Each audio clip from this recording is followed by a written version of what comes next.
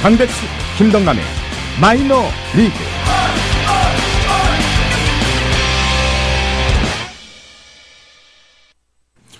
네, 화요일에 김남훈의 인파이팅, 강백수 밴드의 마이너 리그. 오늘의 초대 손님, 물뚝 심송님이죠. 네, 예, 그렇죠. 그렇습니다. 뭐 하드락 하는 분위기네요, 갑자기. 중저음도 좀 깔아봤어요. 이런 중저음 아닌 거죠? 그렇죠. 네. 정말, 아까 이야기하는 거 1부, 2부를 했는데, 1시간이 그냥 지나갔어요. 아우, 훅 갔어요, 진짜. 진짜. 네. 이런 식으로 꼬시는구나? 아니, 그거 뭐 갑자기 얘기를. 대화를 나누다 보면 차가 끊겨가지고. 그렇죠. 시간이 가는 줄은 몰라서. 근데 부작용은. 네. 첫 차가 또 금방 다녀요. 이게 타임이라는 게 중요해. 그렇죠. 예. 실속이 없네. 네. 제가 일단 중요한 건 부정은 안 하셨어요. 그러니까. 네, 부인은 안 하세요. 제가 네. 물뚝심송님 얘기를 계속 듣다 보니까 내가 여자였으면 진짜 바로 넘어갈 수도 있겠다. 제발. 그래서 진짜 여성 버전은 진짜 김덕남이 여자가 아니라서 다행인 거죠. 진짜. 제가 뭐 외모 지상주의자 그런 건 절대 아닙니다만. 네. 그거는 정말 그 인류의 종 특상 있어서는 안 되는 일이에요. 그렇죠. 왜? 네. 정말. 자꾸 상상되잖아요. 상상했어요, 미치겠네, 진짜. 나도 살짝 상상했어. 자, 그래서 1부, 2부 계속 이어서 3부 진행하고 있고요. 자, 3부에서는 조금 농민한 주제를 가볼까 합니다. 노스트라다무스적인 면모가 있으셔가지고. 네. 최근에 물뚝심송님이 다시 한번 트위터, SNS 이쪽 지상에서 큰 화제가 됐던 것이 뭐냐면 이제 노스트라다무스 예언을 했다. 네. 이런 이야기가 있었는데요. 2012년 5월에 쓴 이 글이 큰 화제가 됐었죠. 예. 그랬었죠. 아주 진짜 당권파를 위한 진홍곡이라는 글이었어요. 예. 제가 한번 읽어볼게요. 통합진보당을 장악하고 있던 소위 당권파들이 스스로 선택한 죽음에 이르는 길로 가고 있다. 중략하고요. 지금도 이미 통진당 내 당권파의 비민주적 전횡을 고발하는 사람들에게 조중동과 연합해서 색깔론을 떠들고 있다는 비난을 하는 사람들이 넘쳐나는 판이다. 여기가 중요해요. 여기서부터 중요하죠. 그러나 조만간 알고 보니 이석기 간첩론이 등장하더라도 너무 놀라지들 마시라. 장사 한두 번 하는 것도 아니고.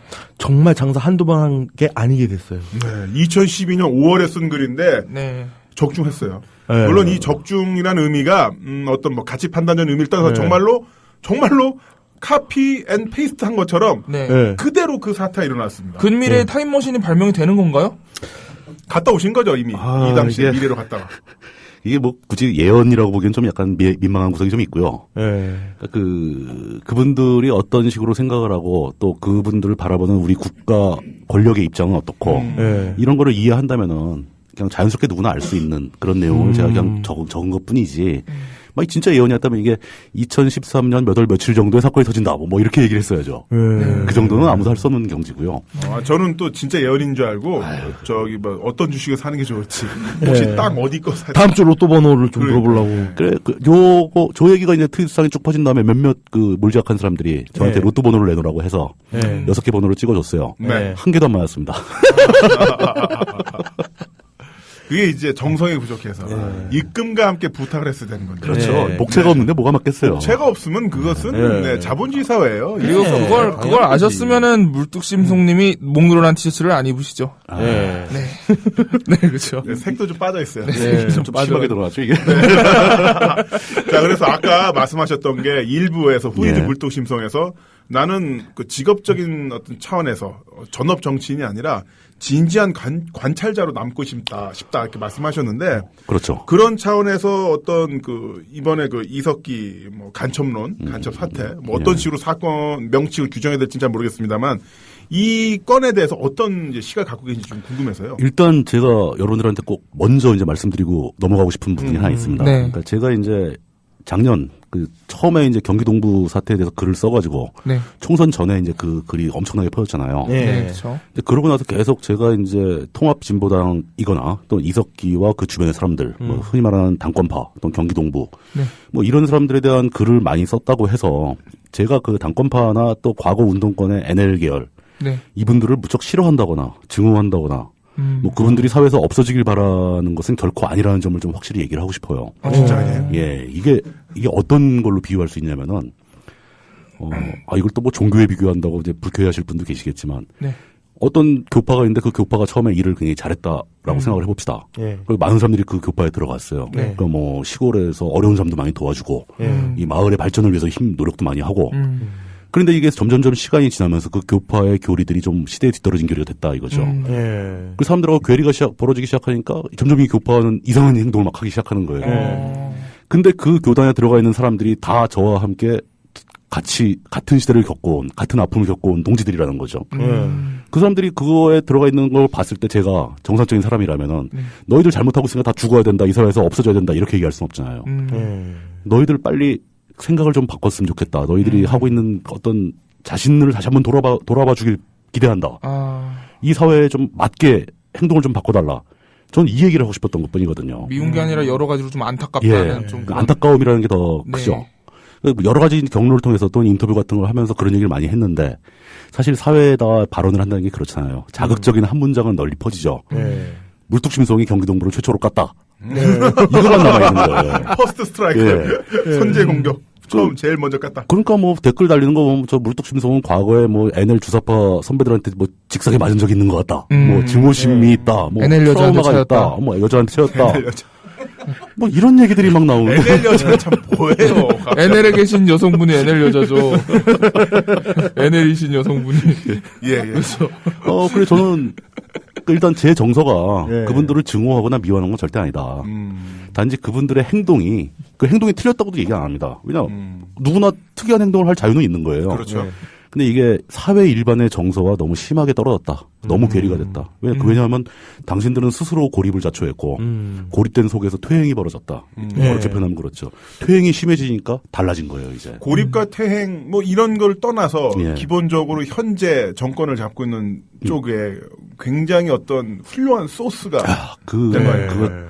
그 현재 그 나오는 언론 보도 그냥 공식적으로 확인된 것만 보다도 이미 몇 년 전부터 어떻게 본다면은 이제 잘 세이빙을 저축을 해놨다가 이자가 가장 많이 다 받을 수 있는 주식으로 치면 이제 고점을 쳤을 때 확 인출한 건데 뭐 멀리 갈 필요도 없죠. 국정원이 궁지에 몰리니까 이석기 사태가 터졌고 또 지금 또 국정원에서 뭐 다른 문제 하나 터지니까 갑자기 통합진보당 무슨 의원 압수수색한다. 네네 오늘 있었나요? 예, 그렇죠? 궁지에 몰릴 때마다 하나씩 빼먹는 꽃감 같은 존재가 돼버린 거예요.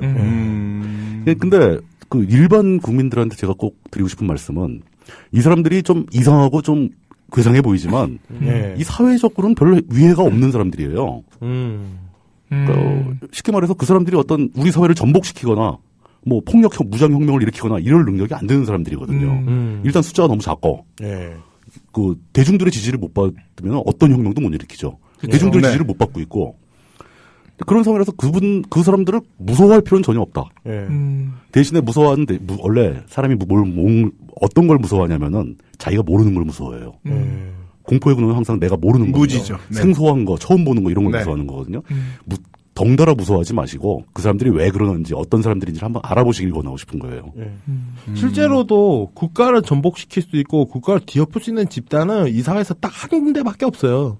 군대죠. 예. 우리 역사적으로 항상 군대가 뒤집었지 않습니까? 그렇죠. 네. 5.16 때도 그랬고, 예. 12.12 때도 그랬고. 그런 얘기하면 뭐 4.19는 어떻고 60은 어떻고 그렇게 하지만 4.19도 60도 전체 대중의 전폭적인 지지와 성원을 받지 못하면 아무것도 네. 못합니다. 근데 지금 경기 동부 혹은 뭐 NL 네. 그 분들이 이석기와 그 주변에 있는 분들이 전폭적인 지지를 받지 못하잖아요. 통계에서 그렇죠. 아무리 많이 나와도 2%, 2.5%입니다. 그 사람들이 뭐가 의미가 있겠어요. 오히려 그 사람들이 이 사회를 향해서 뭔가 강력한 행동을 취한다면은 일본의 전철을 밟을 가능성이 많아요. 예. 제가 이제 준비해온 게 네. 그 일본의 60년대 그때 한참 학생운동이 심하고 예, 전공투. 예, 예. 전공투 세대가 그 있었죠. 심화 과정도 전공투 세대죠. 예. 네. 그 전공투 세대들이 적군파가 돼가지고 예. 그 적군파가 몰락을 가져오게 된 가장 역사적인 사건이 아사마 산장 사건이라고 그 핵심 인물들이 어떤 산장에 가서 관리자 부부를 납치를 해가지고 인질극을 벌여서 예. 뭐 인질들이 219시간 동안 일본 역사의 최장이랍니다.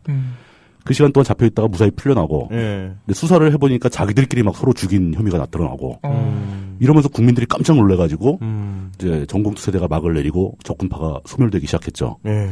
만약에 그쪽 사람들이 좀 강력한 행동을 하기 시작한다면 이런 결과를 가지고 불행한 결과가 나올 수도 있어요. 근데 지금 제가 보기에는 그런 일도 안 벌어질 겁니다. 그러니까 이 사람들은 그렇게 자기들끼리 살아가는 사람들인 거예요. 예. 그러니까 혁명이라는 게 달성이 되려면은 대중들의 그 절대적인 지지가 필요한데. 당연하죠. 예. 예. 지금 누가 봐도 그 지지는 없지 않습니까? 없죠. 그러니까 무서워할 필요가 없다는 거죠. 냅두면 알아서 도태될 그렇다고 가능성이 높은. 저는 그렇게 도태되기를 바라는 게 아니라 네. 그 사람들이 그걸 빨리 깨닫고 자신들의 노선이나 행동 방침을 바꿔주길 바라는 거죠. 변화하길 기대하는 겁니다. 애정이 있으신 거군요. 아이, 같은 또래 사람들이니까요. 같은 또래요? 같은 시대에 같이 고생했던 같이 고생했어요? 친구들이라니까요. 아, 친구예요? 네. 안창호 천호님께서 우와 항상 생각하게 만드는 존경에 맞지 않는 물뚝심송님 방금 예언 듣고 섬찟했습니다. 항상 이곳저곳에서 잠재적 독자, 청자로 잘 듣고 있습니다. 늘 감사히 여기고 있습니다. 아, 감사합니다. 열성편이 나오셨는데 혹시 본인이 올리신 거 아닌가요, 방금? 아, 네? 그렇게 제가 다른 얘기 하면서 타이핑할 능력은 아직 없습니다. 그거 한번 연습을 좀 해봐야 되겠네요. 또한 최근에 또 화제가 됐던 글이 뭐냐면은 바로 그 물뚝심송님께서 2주 전에 썼던 글이 제목이 있어요. 최동욱은 죄인인가? 또 이분은 우리가 또 안 터치하고 갈 수가 없죠. 야, 오늘 3부 정말 농밀하다. NL의 최동욱까지. 그러니까 지금 어떻게 아직 그 사표가 수리가 안 된 상황이죠. 그러니까 그렇죠. 최동욱 검찰총장인데 그리고 방금 전에 이제 뭐 본격적으로 자신의 이제 결백을 증명하겠다라고 정보 뭐 수정 소송 같은 걸 냈죠. 하고 그다음에 유전자 검사까지 하겠다. 이 얘기가 나오고 있어요. 근데 제가 이제 그 최동욱은 죄인인가라는 글을 쓰게 된 것은 역시 또 이제 딴지에 기재하기 위해서, 딴지에 이제 기고를 하기 위해서 이제 쓴 글인데. 약간의 원고료를 위해서. 그것도 있죠. 네. 뭐든지 이 세상은 까내가 최고야. 매번 그렇게. 네. 그건 뭐 부인할 수 없는 사실이에요. 그럼요. 저도 돈 때문에 여기 오는 거예요. 저도. 국민TV 9층까지 왜 오겠어요, 제가. 네. 저는 청취자 여러분들께 2시간의 즐거움을 선사해드리기 위해서 진짜예요. 진짜예요. 저도 딴 데 가면 그렇게 얘기합니다. 네. 근데 최동욱 검찰총장이 되는 과정이 여태까지 역대 검찰총장은 굉장히 다른 특이한 케이스입니다. 네. 저는 그 최동욱에 관한 사건을 사람들한테 설명할 때 그 점을 좀 부각을 시키고 싶었던 거예요. 근데 물론 이제 그게 사람들도 단순하게 받아들입니다. 정권이 싫어하는 사람이 검찰총장이 됐구나. 그러니까 정권에서 자르려고 그러는 거구나. 뭐 이 정도로 다 이해를 하시는. 네, 그러니까 기본적으로 그냥 흑과 백. 이거 아니, 플러스 아니면 마이너스. 이런 것밖에 모르고 왜냐면은 그동안 이 어떤 고위 어떤 공무원의 인사청문회라는 게 눈 뜨고 볼 수 없는 상황이 계속 이어졌거든요. 진짜 아주 나도 모르는데 뭐 귀신이 땅을 샀다라든지 뭐 땅을 사랑해서 땅을 샀다라든지 나도 모르는 묵칫돈이 200억이 있었다든지 아니 나는 내 통장에 5,000원 난 10원 단위까지 나는 가계부 기록하는데 다들 그렇게 살지 않나요? 아니면 계속 이체 확인하고 아무튼 너무나 그 동떨어진 모습을 보면서 말도 안 되는 해명을 하면서도 또 끝내도 돼요. 그러다 보니까 그렇죠. 어느 틈인가부터 뭐 누가 나면 됐나 보다 안 됐나 보다 이렇게 넘어가지 거기에 대한 그 수면 밑에 역학관계에 대해서는 좀 무심하거든요. 그래서 저는 이제 미약하지만 이런 관점을 좀 보고 싶었던 거예요. 최동욱 검찰총장이 이제 관련된 사건을 통해서 최동욱 검찰총장은 우리나라 헌정사상 최초로 그 검찰의 인사추천위원회라는 그 시스템에 의해 선출된 사람입니다. 그렇군요. 그러니까 밑에서부터 나름대로 올라오. 네. 그러니까 그 법이 그 이명박 정권 말년에 바뀐 거예요. 그러니까 그런 위원회가 그 후보를 세 명의 후보를 추천하도록 되어 있는 그 위원회가 설립되고 하는 과정이 과거에도 비슷한 게 있는데 훨씬 더 세련되게 정확하게 잘 만들어졌고. 근데 그 시스템을 사실은 이제 뭐 내부적으로는 뭐 친이계가 좀 이용을 했다 뭐 이런 혐의는 있지만 그럼에도 불구하고 일방적인 그 정권 차원의 청와대에서의 내려찍기 임명이 아니고 그 선택지를 만드는 과정까지도 검찰에서 이루어졌다는 거. 이건 저는 궁극적으로는 모든 시스템들이 다 이렇게 가동이 되는다. 뭐 기본적으로 우리가 일단 이명박 대통령이 이제 박아놓은 돌이고 그거를 이제 박근혜 현 대통령이 뽑아내고 있다. 그거는 최동욱 전 총장 앞에 총장은 그렇습니다. 앞에 총장은 제가 알기로는 최동욱 그 검찰총장이 역대 그 정권들이 좋아했던 검찰총장들은 전부 다 공안계인데. 그렇죠. 제가 알기로는 최동욱 검찰총장은 특수통으로 알고 있거든요. 특수입니다. 그러니까 이게 그것만 보더라도 이 최동욱 검찰총장은 다분히 정치적으로 선출된 총장이기보다는 검찰 내부에서 시스템에 의해서 이렇게 타고 올라온 어떻게 보면 평검사들의 로망인 거죠. 검찰 내에서도 굉장히 신망이 높으셨던 그 평검사들 사이에서는 지지율이 꽤 높다고 합니다. 실제로 이게 그런 거죠. 회사에서도 그러니까 오너 조카라고 회장 되는 것보다 말단 신입사원으로 입사해서 쭉 단계를 밟아서 올라가서 사장이 되는 사람이 훨씬 지지가 좋죠. 그게 셀러리맨이시나. 바로 이명박 대통령. 항상 그런 발레가 존재해서 참 설명이 힘들어요. 그러니까 직장인의 모든 급, 고학생, 학교 앞에서 노점상 하시다가 재벌 회장되시고 대통령까지 되셨는데. 기입하시다가. 사실이. 그분의 이 선례를 앞에 두고 이야기하면 대한민국의 모든 자기 개발서가 무용으로 끝납니다. 모든 게 무용지물이 돼버리죠. 하여튼 그러니까 이따 그분은 여집합으로 좀 빼놓고 다시 말씀해 그분은 좀 특수한 존재로 가려놓고. 제가 보기에는 그렇게 절차와 시스템에 의해서 선출된 법적 절차를 지킨 검찰총장을 정권이 자신의 이해관계에 따라서 무리하게 교체하려고 한다. 전 이게 이 사건의 핵심인 것 같아요. 그러니까 이거는 쫓아낼 때도 법과 절차가 있지 않습니까? 그 사람이 무슨 잘못을 하거나, 뭐 징계 절차를 밟거나, 아니면 임기를 채워주거나, 임기가 끝나면 교체해야 되니까. 뭐 이런 여러 가지 절차가 있지만 그런 게 하나도 안 걸린 거예요, 이 사람은. 근데 거기서 억지로 이제 무슨 뭐 혼외 자식 문제를 들고 일어나서 뭐 법무부에서 감찰관을 파견하겠다 뭐 이런 식으로 내쫓은 거죠, 사실상. 이게 저는 아주 미약하게 움직이고 있는 시스템에 의한 움직임을 정권에서 그 과거와 같이 유신 때 뭐 전두환 때처럼 권력을 이용해서 이 시스템을 내리누르고 있다. 이게 가장 심각한 문제다. 이 정권이 청와대가 가장 잘못하고 있는 것은 최동욱 검찰총장을 교체하는 과정에서 법과 절차를 너무 무시하고 있다. 이게 가장 문제로 보는 겁니다. 민주적으로 뽑힌 검찰총장을 청와대에서 비민주적인 방법으로. 그렇죠. 아주 단단히 표시하면 그런 겁니다. 근데 사람들의 온통 관심사는 다 아들이 진짜 맞아? 뭐 이거잖아요.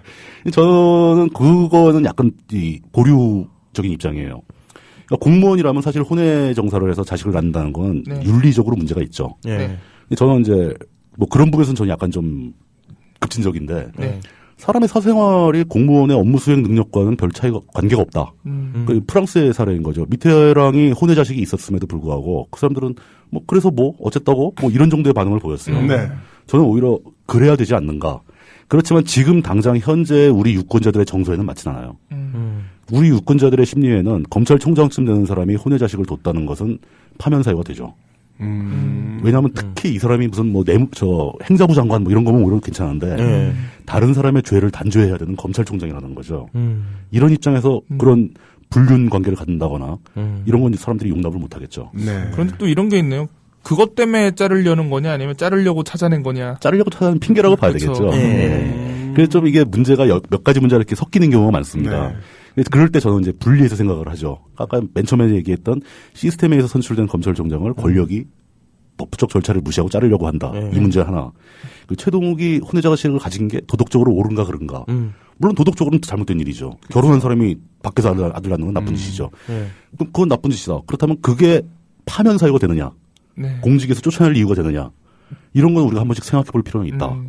이런 개념을 담아서 글을 썼는데 역시 독자분들은 이제 그렇게 쉽게 이해하시더라고요. 그러니까 이명박 정권의 마음에 안 드는 검찰총장이 임명돼 있으니까 정권이 자르려고 덤비는 거구나.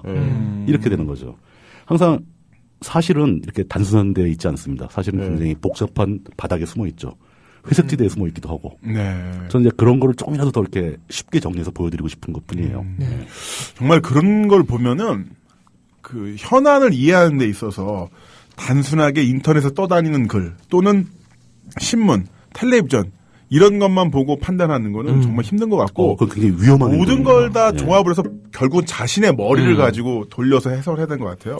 뭐 인터넷에 떠돌아다니는 글들 물론 물뚝심송님께서도 주로 인터넷에 기고를 하긴 합니다만은 뭐 이 사건에 대해서 잘 정리된 글입니다 하면서 어디 게시판 주소 쫙 적혀 있는데 그 글만 보면은 정말 맞는 것 같아요. 옳은 것 같아. 그런데 팩트를 따라가 보면은 맞는 거 하나도 없고. 글쓰기 주관이 너무 많이 개입이 된 경우가 많이 있잖아요. 아주 나쁜 글쓰기에 의한 글들이 많습니다. 그러니까 자신의 주장을 마치 이제 사실인 양 교묘히 포장을 해가지고 그런 근거 찾는 건 되게 쉬워요. 뭐 흔히 말하는 일베에서 팩트주의 뭐 이런 얘기를 하는데 그 팩트 만들어내는 건 아주 쉽습니다. 그러니까 옛날에 무슨 신문에 있는 문장을 교묘하게 딱 잘라내면 그걸 만들 수 있어요. 그런 거로 치장을 해놓고 자기의 주장을 마치 사실인 양 내미는 글들이 너무 넘쳐나고 있죠. 저는 그런 게 굉장히 인터넷 민주주의를 방해하는 유도이라고 보고 있거든요. 그것이야말로 어떻게 본다면은 뭐 진영을 떠나서 네. 아까 말씀드린 것처럼 시스템을 스스로 파괴하는 게 그렇죠. 아닌가. 인터넷이 처음 도입됐을 때 누구나 자신의 목소리를 이야기하고 또 누구나 자신의 언론을 갖게 됨으로써 결과적으로 민주주의의 다양성을 충족시킨다는 그 대의 명분에 굉장히 충족하는 시스템이 될 거라 생각을 했는데 이게 그런 어떤 언론을 갖고 있는 거를 다 같이 쓰는 공공재라 생각하지 않고 그냥 자기 욕망에 들어찬 글들을 쓰므로써 해서 결국 이게 계속 쓰레기가 더 늘어나는 거죠. 인터넷이 누구나 사기칠 수 있는 공간으로 그렇죠. 돼버린 거죠. 근데 저는 그런 걸 이제 정보의 잡음이라고 표현을 하는데 잡음이 점점 늘어나면 음악을 못 듣게 되잖아요. 그렇죠. 그렇다고 잡음이 전혀 없는 시스템을 가질 수는 없는 거고 네. 잡음을 걸러낼 수 있는 필터가 필요하다. 그 필터는 나만이 만들 수 있다. 저는 이렇게 보는 겁니다. 그리고 그 필터 역할, 삼투압 필터 역할을 지금 물뚝심송 부장님 하고 계시다. 네. 그래서 본인의 몸은 점점 더러워지고. 밤마다 무릎을 치며 무릎을 송곳으로 찌르며 괴로워하면서 네. 악플러에게 상처받으며 소주를 마시고 그러니까요. 네. 그럴 때마다 위로해주는 페리카나 치킨. 그렇죠. 페리카나 치킨에는 뭐 여러 가지 의미가 있는 걸로 알고 있습니다. 네. 자, 이렇게 그러면 3부를 살짝 마무리하고요. 이 페리카나 치킨 이외에 물뚝심송님을 본격적으로 힐링하는 시간을 4부에서 가져와 보도록 하겠습니다. 네. 자, 3부의 끝곡 YB의 나는 나비 들려드릴게요. 네.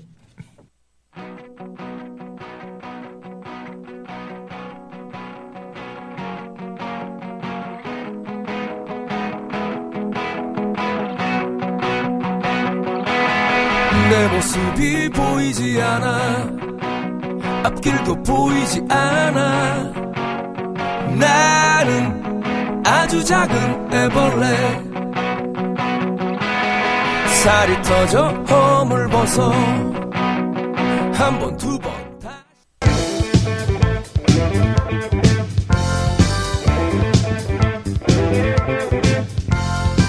여러분은 지금 김남훈의 인파이팅을 듣고 계십니다.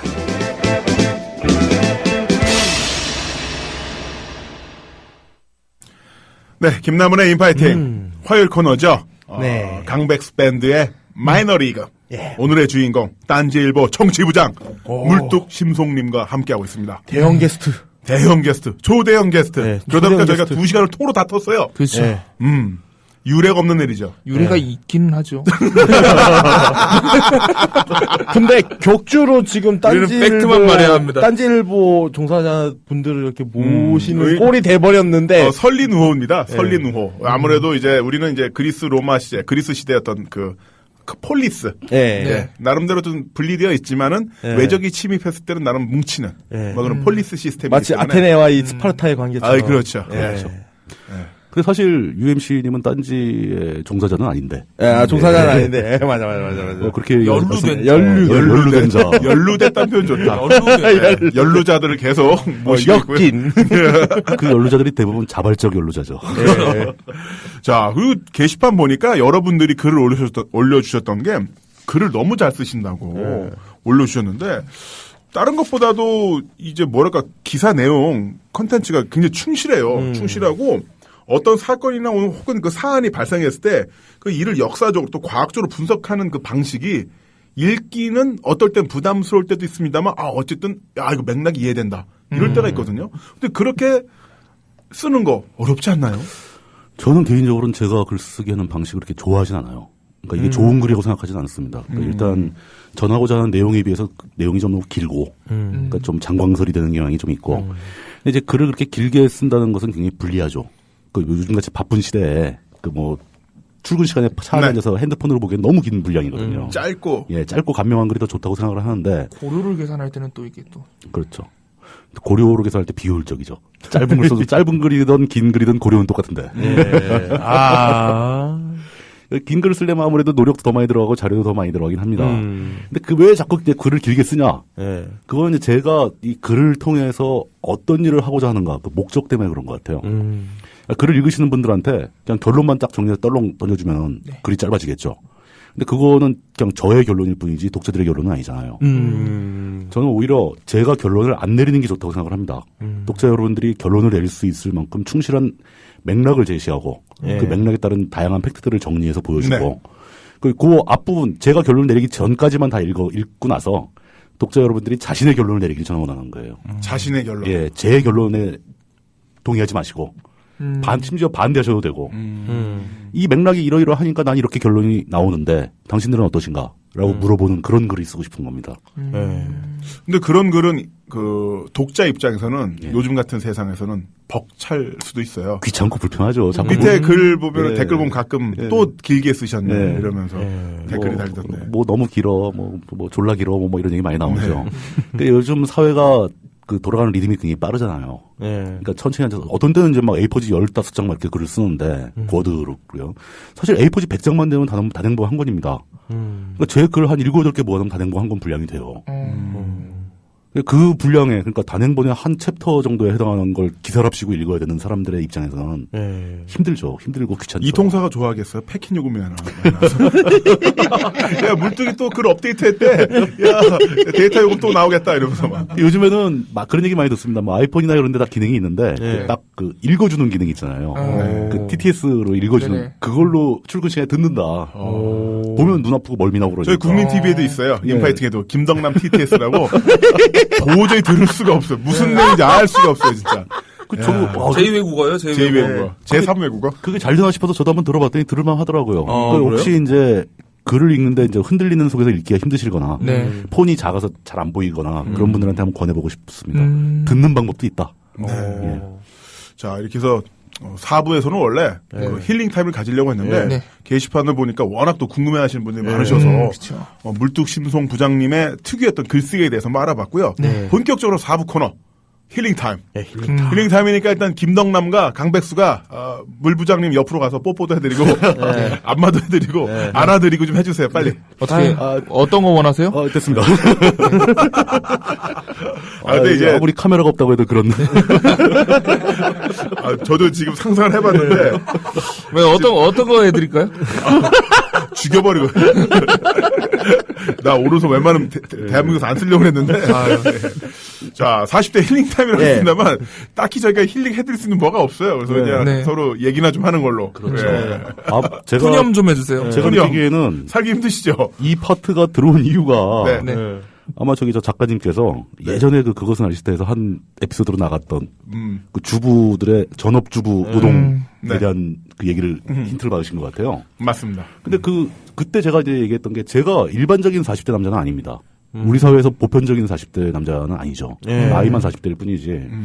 저도 그래요. 예. 여기다 보편적 20대, 보편적이지 보편 않죠. 40대 하나도 없어요.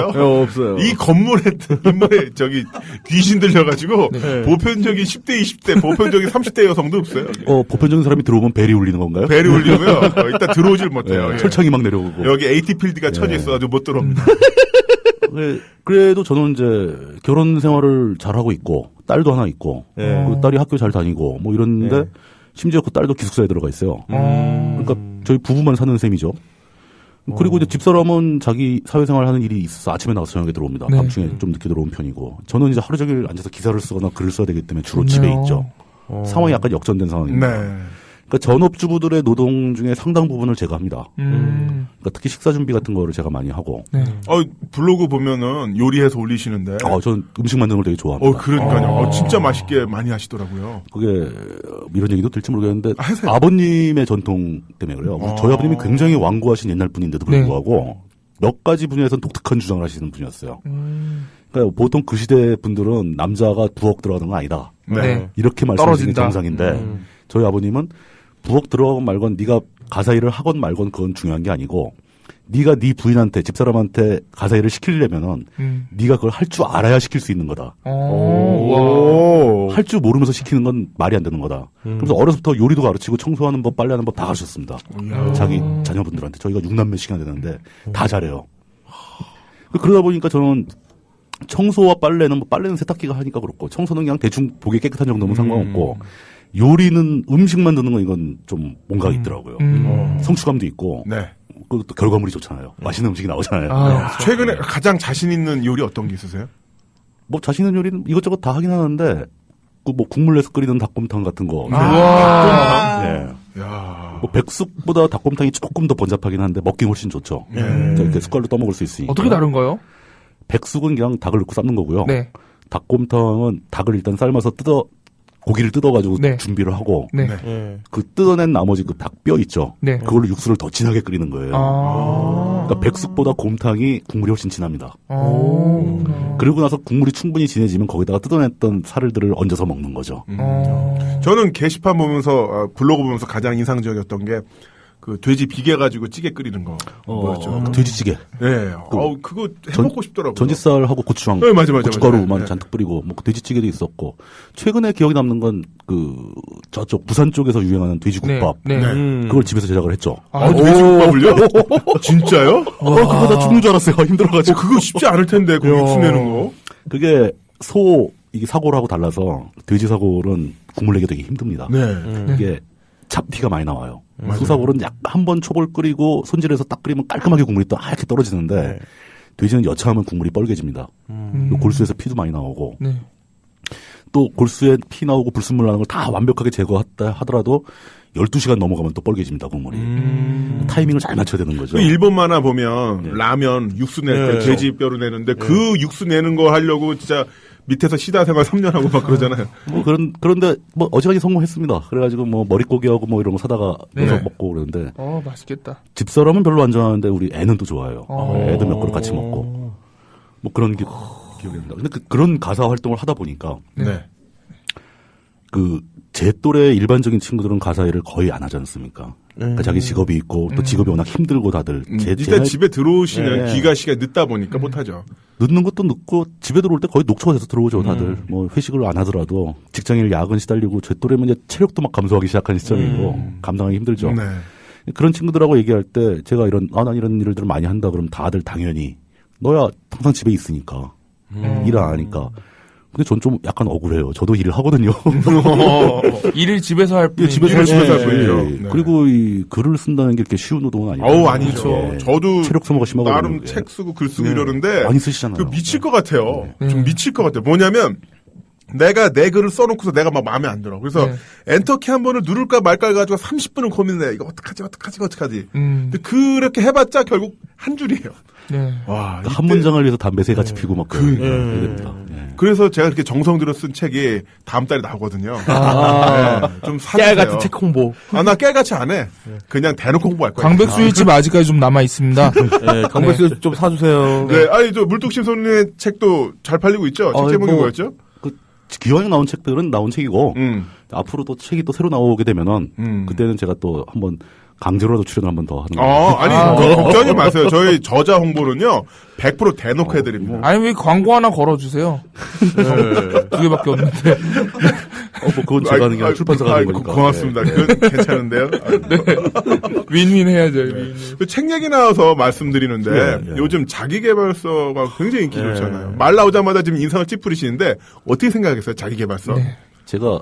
저도 가물에 콩 나듯이 강연 같은 걸 좀 합니다. 네. 거절하기 힘든 경우가 있어가지고 강연을 하면서 그 자기계발서 얘기를 많이 했었어요. 또 그것은 알기 싫다 해서도 한 에피소드로 다룬 적이 있었죠. 네, 그랬었죠. 자기계발서에 속지 말라라는 거. 그냥 근본적으로 결론부터 얘기하자면 저는 자기계발서들이 대부분 마약이라고 생각하는 거죠. 당신들이 빠져있는 지금 고통스러운 상황에서 그 위로라는 이름으로 잠시 잊어버릴 수 있게 마취제를 놔주는 거고 그 마취제가 깨는 순간 더 고통스러워진다. 힐링. 이건 힐링이 아니고 그냥 취하게 만드는 것뿐이다. 취하게 만드는 몰핀. 그러면 다시 깨나 또 고통스러우니까 이번엔 다른 마취제를 찾아가죠. 또 다른 자기계발서를 보게 되고 그리고 자기계발서에 나온 대로 거기서 생활하라는 대로 할 수 있는 사람은 저는 거의 없다고 봅니다. 네, 그렇죠. 아무래도 좀 약간 하신 분 있잖아요. 누구요? 이명박 전 대통령. 정말 자기계발서 표상이에요. 열정, 불굴의 투지, 의지 모든 걸 다 하셔가지고 정말 과일 파시다가 과일 팔면서 학비 대시다가 명문대 들어가시고 그러면서 월급쟁이 시작해가지고 회장님 되시고 국회의원에 대통령에 다 이루셨잖아요. 서울시장까지. 마지막에 흔들이 고장난 에이턴 트럼. 결국 나라를 말아먹었는데 뭘. 네. 그러니까 본인한테는 성공스러운. 그것을 이제 제가 불만인 게 그러니까 자기계발서라고 해서 그 독자나 청자들을 이렇게 좀 치유해주고 편하게 만들어주고 이러려고 노력하지 말고 그 사람들이 지금 현재 어떤 상황에 빠진 건가를 정확하게 보여주는 게 우선이라는 거죠. 병을 고치려면 네가 어떤 병에 걸렸고 너는 어떻게 치료해야 된다는 그 방법을 알려줘야지. 네. 예. 그냥 아프니까 호호해주는 건 병을 고쳐주는 게 아니잖아요. 예. 계속 몰핀만 계속. 몰핀만 계속 맞게 되는 겁니다. 예. 그러면서 결국 그 이득을 보는 사람은 그 독자들이 아니고 저자만 돈을 버는 거예요. 인쇄로 저자하고 출판사만 돈 버는 거죠. 당연띠로. 그 저기 미국의 유명한 아주 초빅히트한 그 자기개발서 중에 하나인 부자 아빠 가난한 아빠. 로버트 기요사키요. 예, 예. 그 사람 결국 어떤 짓 했냐면은 자기가 만든 여러 회사 중에서 한 회사로 채무를 몽땅 몰아가지고 고의부도 내고.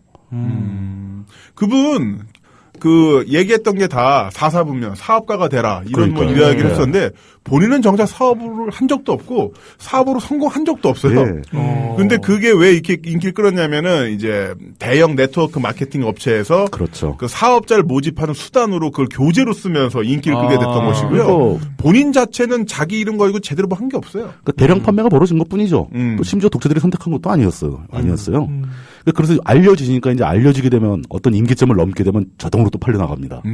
사람들이 그 책의 존재를 아니까. 아유, 로버트 기요사키 네. 그때 우리나라에 왔을 때 공중파 프로에서 다큐멘터리 특집 그러니까요. 프로 만들고 난리 났었어요. 난리가 아니었어요. 아, 저도 기억합니다. 난리가 아니었는데 나중에 알고 보니까 별거 없는. 아무것도 아닌 거죠. 책 내용도 별거 없어요. 별거 없어요. 뭐 무조건 부동산 얘기하고 사업하라. 맨날. 무조건 사업하라 그러는데 그게 돼요? 지금 대한민국에서 치킨집 하신 분들 다 사업하신 분들이고 네. 창업하신 분들 다 사업하는 분들이 저희 어머니도 제주도에서 빵집을 하고 계신데. 그러니까요. 그게 힘들잖아요. 네. 근데 갑자기 저기 덕남 씨가 엄마 얘기를 하니까 네. 내가 여기서 뭔가 더 세게 얘기 못 하잖아요 지금. 또 있습니다. 그러니까 40대 자영업을 한다거나 이런 사람들은 그래도 세상을 살 만큼 살았기 때문에 내성이 좀 있어요. 누가 말한다고 상처받고 흔들리고 뭐 삐뚤어지고 이런 사람들은 아니거든요. 자기 길을 가고 있는 사람들이니까. 근데 문제는 이제 갓 사회에 진출한 젊은 사람들이라는 거죠. 소위 말하는 청년 사업가들. 그렇죠. 청년들, 그러니까 청년 사업가 직전에 아, 네. 학생들, 네네. 뭐 대학생들, 경우에 따른 고등학생들 네. 이런 사람들, 이런 계층의 청년들이 굉장히 불안하잖아요. 네. 사회가 일자리를 공부를 못 해주고 있으니까. 그럼 그 불안을 이용해서 장사하고 있는 사람들이라는 거죠. 그 불안을 해소해 줄 생각은 안 하고 그 불안을 오히려 조장하고 있는 거라고 저는 봅니다. 치유해 주는 척하면서. 아니 같이 몰려다니면서 스터디 그룹 형태로 이런 뭐 저자 강연에도 많이 가고 뭐 책도 많이 사보고 뭐 그런 거는 이해를 하는데 어떨 때는 보면은 어떤 분은 이제 페이스북 이런 거 보면 정말 매주 그런 데를 다니세요. 그러니까요. 매주. 근데 이걸 매주 이런 얘기를 들어야 될까라는 생각도 해보고 뭐랄까 책을 읽으면서 할 수 있어. 그래 난 할 수 있어. 그래 저렇게 이 약 물고 그래 배에 칼 들어온다고 하더라도 꽉 물고 난 할 거야. 이런 식으로 책을 가지고 그렇게 하는 것과 내가 직접 필드에서 뛰면서 어느 정도 내가 체감하는 것과 이걸 좀 병행을 하는 게 좋을 것 같은데. 그게 제 생각엔 그걸 것 같습니다. 제 경험으로 비춰보면 자기개발서 보고 이렇게 살아야지라는 그 의지를 딱 굳게 먹었을 때 그게 보통 한 일주일 갑니다. 풀리기 시작하죠 이게. 힘들어. 난 역시 안 될 거야. 그러면 또 슬퍼지잖아요. 그때쯤에서 다른 책을 또 찾는 거죠.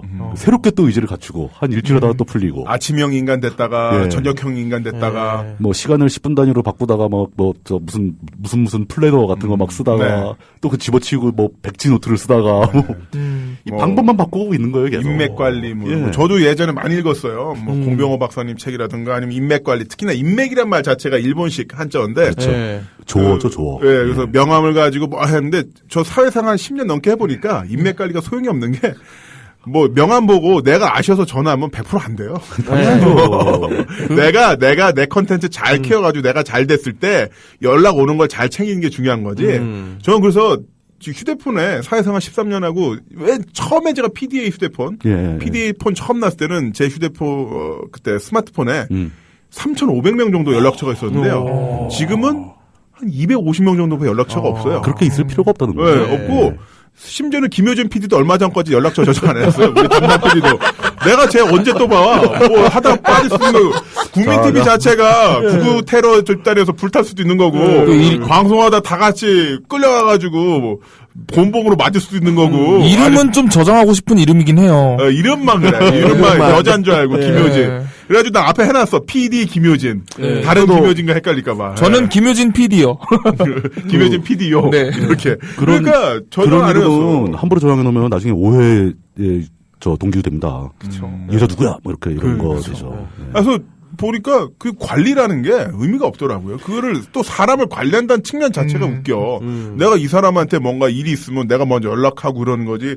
때 되면 문자 보내고 이게 무슨 텔레마케팅처럼 하는 것도 아니고. 물론 그런 업종에 계시면 그럴 수도 있겠습니다만은 그런 업종의 대표가 정치죠. 그렇지. 때 되면 인사하고 근데 경제서 진짜 찾아가야 되고. 저도 여기 왔다 갔다 보면은 뭐 여당이나 야당이나 같은 정치인들 명함 많이 생기잖아요. 아유. 명함 주잖아요. 문자 계속 와요. 예. 뭘 나보고 계속 추석을 잘 보내래. 도와준 것도 없어. 그러면서 도서 출간 기념회 한다고 계속 문자 보내요. 오늘도 화이팅 하십시오. 그러니까. 심지어 저는 국회의원 몇몇 분은 스팸 번호 등록했습니다. 뭐 이렇게 많이 보내는지. 누군가는 그렇게 갖고 싶어하는 그런 번호를. 정말 갖고 싶어요? 누군가는 그런 사람들이 있어요. 그런 유명한 사람들 전화번호 받는 거 되게 좋아하는 사람들. 아 진짜? 네. 그걸 뭐에 쓰지 근데 그 번호를? 그 번호 갖고 있으면 뭐 몸에 스팸을 보내려고 그러나 보지. 보내려고 그 번호로 로또를 찍나? 그 번호로? 저는 개인적으로 카드 쓰면은 그 문자 오잖아요. 네. 그게 받으면 울적해지잖아요. 그거를 강혜빈이라고 저장해놨습니다. 네. 그러면 강혜빈 씨한테 쓴 것 같아서 좀 기분이 들 나빠. 강혜빈이 24시간 남성 사우나에서 12,000원 이런 식으로. 아유, 문자 오면은 내가 이렇게 저장해놓은 거 까먹고 깜짝깜짝 놀란다니까요. 강혜빈 씨가 이게 좀 익숙해질만 하면 또 다른 이름 바꾸는 거예요. 네. 그때쯤에서 실제로 강혜빈이라는 이름을 가진 여성을 만나게 되면 어떡합니까? 널 만날 줄 알고 내가 익숙해지기 위해서 꿈에서 널 점지받았어. 점지받았어. 이 말 참 오랜만에 들어봅니다. 점지받았어. 보통 점지는 그 자식들을 점지받는 거잖아요. 그런가요? 하여튼 뭐 이렇게 얘기한다는 거는 절대 일어날 수 없는 일이라는 거죠. 그렇지. 그래도 아니 몰라요. 왜냐면 세상 사는 건 모르는 겁니다. 강백수 씨가 심지어는요 얼마 전에 네. 저작권료 45만 원 입금 받았대요. 네, 그렇죠. 아까도 얘기했습니다만 대단한 거죠. 45만 원. 제 동료 뮤지션 중에 이런 뮤지션이 없습니다. 네, 요새 저 말고 제일 저보다 잘 나가는 분 한 분 있어요. 네. 혁명 동지가를 작곡하신 백자 씨라고. 혁명 동지가. 네. 그 형이 만들었는데 자꾸 북한 군가라 그래가지고. 최근에 그 형 앨범 냈는데 그 형 앨범 얘기는 하나도 안 나오고 20년쯤 전에 만든 노래만 계속 뉴스에 나온다고 지금 요새 고민이 많더라고요. 북한 군가. 그럼 내가 만들었는데 북한 군가래. 그러니까. 그럼 뉴스를 상대로 저작권료를 청구를 하죠. 아, 그렇게 해야 되나요? 네. 제가 한번 조언을 한번 드리도록 하겠습니다. 그래서 내가 항상 느낀 게 뭐냐면, 내가 빨리 여기서 빠져야 돼. 네, 주변이 우울합니다, 지금. 농담이고요. 자, 그런데 하나 여쭙고 싶은 게 시간이 좀 거의 다 돼 가는데, 예. 이제 진지한 관찰자의 심정에서 보셨을 때, 우리 네. 국민TV 어쩌고 있는 것 같아요? 글쎄요. 아직 저는 지금까지도 국민TV는 준비 단계라고 전 판단을 하고 있습니다. 그러니까 단순한 거죠. 국민TV를 하기로 했으면 TV를 해야 되거든요. 네. 이제 국민TV가 현재 라디오 방송을 하고 있고 생방송 뭐 다양하게 잘 하시는 것 같고 팟캐스트 많이 하시는데 이제 그런 거죠. 국민TV 방송을 한다고 해놓고 왜 팟캐스트만 만드느냐 이런 비판은 존재합니다. 그러니까 뭐 국민TV의 목표는 여기가 아니지 않습니까? 하나의 그 종편이라든가 플랫폼. 지상파들과 경쟁할 수 있는 하나의 어떤 방송사의 입장인 거지. 네. 지금 이렇게 뭐 인터넷 기반으로 뭘 하고 있는 이런 정도 규모가 아니라는 거죠.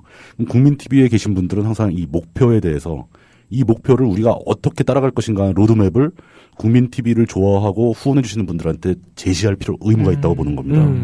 그리고 방송하시는 분들은 그 레벨에 맞는 품질을 만들기 위해서 노력을 하셔야 되고. 근데 그게 쉬운 게 아니지 않습니까? 쉬운 게 아니죠. 예. 아직 그 시스템을 시작도 못한 단계인데, 그 시작도 못한 단계라 하더라도 최소한 이제 조합원들이라고 표현을 하죠. 조합원분들한테는 그 로드맵을 제시를 하셔야 된다는 겁니다. 빠른 시간 내에. 그래서 그분들이 언제까지 그걸 믿고 기다리겠습니까? 그러니까 사실 지금은 홍콩에서 배 들어오면 다 해결된다. 뭐 이런 식으로 이야기를 하고 있었는데 홍콩에서 정말 배가 들어오긴 하는 건지 아니 그 배에 정말 제대로 된 화물이 실려 있는 건지 침몰했다는 얘기가 있던데. 아니 침몰 아니고요. 이제 얼마 전에 2만 명을 드디어 돌파를 했어요. 그건 대단한 돌파하는 일이죠. 건 대단한 일인데 사실 저도 그 조합원분들에게 또 조합원을 떠나서 대한민국 국민들에게 이 청취자분들 모든 어떤 범죄에 속한 분들에게 좋은 방송을 들려드리고 싶다라는 그 당연한 그럼요. 방송인으로서 욕심이 있죠. 욕심이 있는데 아까는 돈 때문에라고. 그 욕심을. 좋은 방송을 들려드리면 돈이 됩니다. 그렇죠. 예. 광고가 그게. 40개가 붙어봐. 출연료 너도 올라가. 진짜? 그러니까 나만 살지 않는 거 아니야. 40개는 방송을 언제 나가요? 예. 일단은 그러면 1분은 광고로. 2시간 중에서 30분이 광고, 1시간 반이 방송. 네, 어차피 좋은 컨텐츠는 스스로 빛을 발하죠. 그럼요. 콘텐츠는 살아서 움직입니다. 예. 그러니까 좋은 콘텐츠라면 사람들이 알아서 찾아오죠. 야, 김동남 씨 방금 좋은 말 하나 했다고 되게 뿌듯한 표정 봐요, 지금. 그러니까 이거 사진을 찍어두고 싶다. 액자에서 주고 싶어. 자, 아무튼 오늘 2시간 동안 물뚝심송 부장님을 모셔다 놓고 네. 진짜 농밀한 대화를 나눴던 것 같습니다. 저도 살면서 이렇게 40대 중반의 남성과 농밀한 대화를 나눠본 적은 없는 것 같은데요. 어떠셨습니까? 예. 예, 좀 약간 소름이 돋으려고 그러는데. 정말 즐거웠고요. 불러주셔서 감사하고, 이 대화의 내용이 청취자분들에게 잘 전달이 되었으면 좋겠다. 이런 희망을 좀 말씀드리고 싶네요. 네. 자, 그러면 오늘 정말 2시간 동안 수고해주신 물뚝심송 부장님께 또한 강백스 밴드 또 청취자분들에게 모든 분들에게 감사 인사드리면서 다시 한번 박수 한번 칠까요?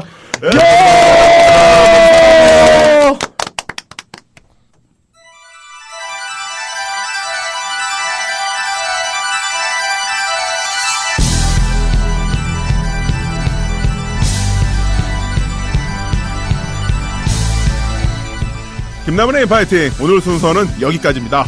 오늘 저희가 전해드린 사람의 향기 괜찮으셨나요?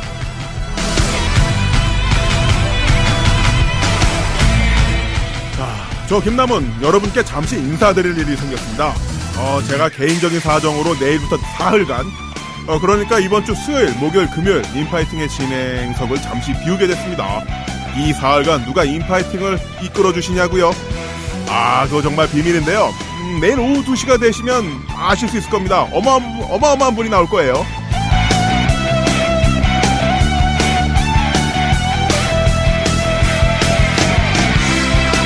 제가 잠시 자리를 비웠다고 저 잊으시면 안 되고요. 그럼 저는 다음 주 월요일에 인파이팅 내일 같은 시간에 다시 인사드리겠습니다.